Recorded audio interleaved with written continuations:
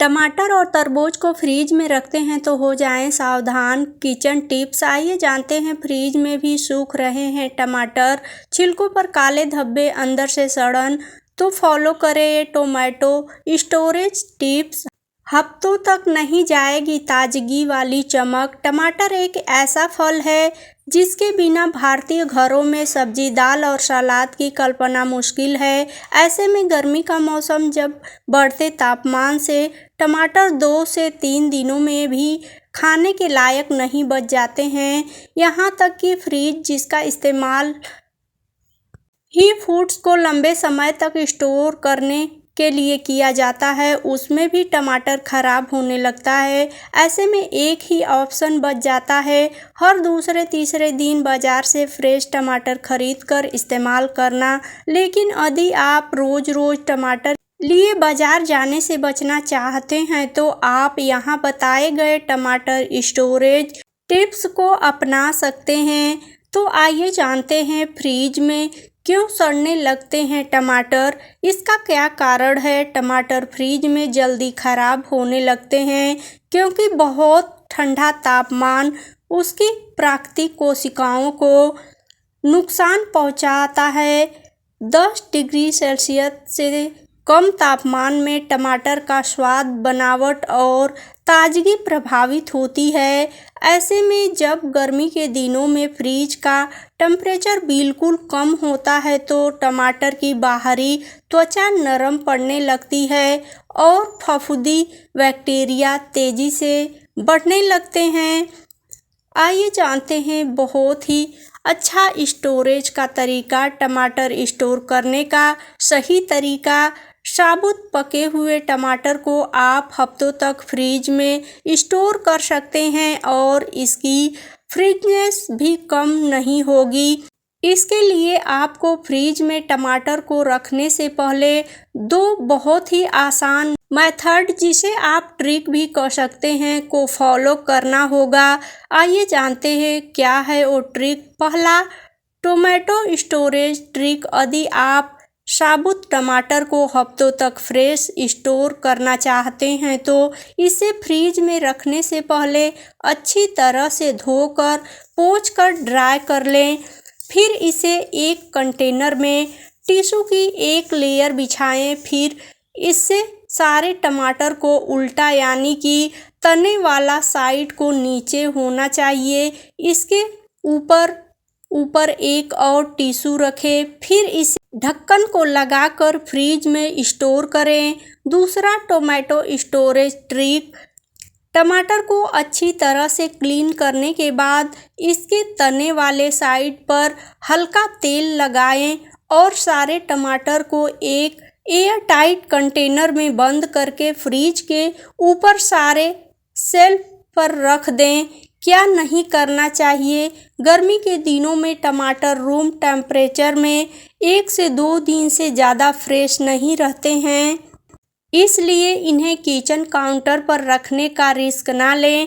इसके साथ ही फ्रिज में टमाटर को खुला ना रखें। यदि आप इन्हें लंबे समय तक फ्रेश रखना चाहते हैं तो आइए जानते हैं, कटे हुए तरबूज को फ्रिज में रखना चाहिए या नहीं, कितने दिन खा सकते हैं। कटा वाटरमेलन स्टोरेज का सही तरीका क्या है, आइए जानते हैं। गर्मियों के मौसम में ठंडा और रसदार तरबूज खाने का मज़ा ही अलग होता है। तेज गर्मी में तरबूज शरीर को ताजगी और पानी दोनों देता है, इसलिए कई लोग तरबूज काटकर फ्रिज में पहले से रख लेते हैं ताकि ज़रूरत पड़ने पर तुरंत खाया जा सके। लेकिन सच तो ये है कि एक बार तरबूज काटने के बाद उसे ज़्यादा दिनों तक सुरक्षित नहीं रखा जा सकता है। आइए जानते हैं इसे सुरक्षित रखने का बहुत ही खास ट्रिक। कटे हुए तरबूज को एयर टाइट डिब्बे में बंद करके फ्रिज में लगभग 5 दिन तक सुरक्षित रखा जा सकता है।